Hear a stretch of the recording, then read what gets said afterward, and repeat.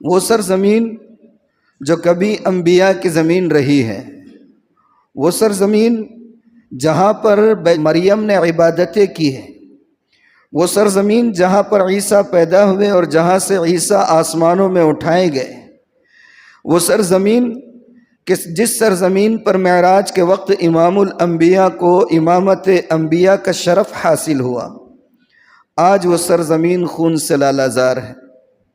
آج وہ سرزمین کی اینٹ سے اینٹ بجا دی گئی ہے، ہسپتال باقی نہیں رہے، اسکول اور کالجز باقی نہیں رہے، بھوک کی شدت سے بچے بلبلا رہے ہیں۔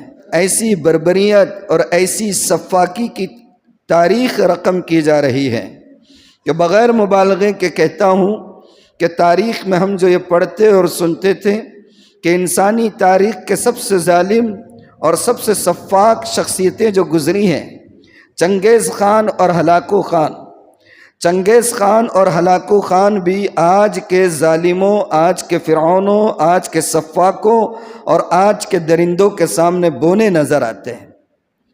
یہ سب مناظر دیکھ کر دل خون کے آنسو روتا ہے، لیکن ساتھ ہی ساتھ قرآن کی ایک بشارت بھی نظر آتی ہے کہ ان اللہ اشتری من المؤمنین انفسهم واموالهم بان لهم الجنہ۔ اللہ تعالیٰ نے ایمان والوں سے ان کے جان کا، ان کے مال کا، ہر چیز کا سودا کر لیا ہے اس بدلے میں کہ ان کو جنت ملے گی۔ ہمارا یہ یقین ہے اور پورا یقین ہے کہ انشاءاللہ یہ فلسطینی جو شہید ہو رہے ہیں اور جن کی نعشیں اس وقت گر رہی ہیں اور جو بچے تڑپ تڑپ کر اپنی جانیں دے رہے ہیں، اللہ رب العزت کے اس ارشاد کے مطابق یقیناً وہ اللہ کے وعدے کے مطابق جنت کے حقدار ہوں گے اور فوز عظیم سے ہم کنار ہوں گے۔ لیکن مسئلہ ہے ہمارا، مسئلہ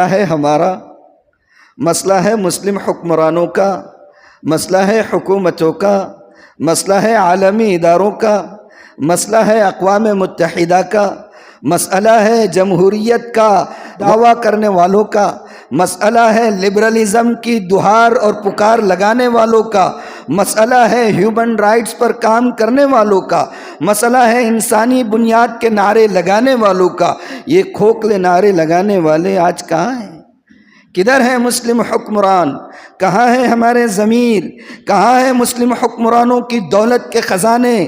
کہاں ہیں مسلم حکمرانوں کی قوتیں؟ اور کہاں ہیں جمہوریت کے دعوے کرنے والے؟ کہاں ہیں لبرلزم کے دعوے کرنے والے؟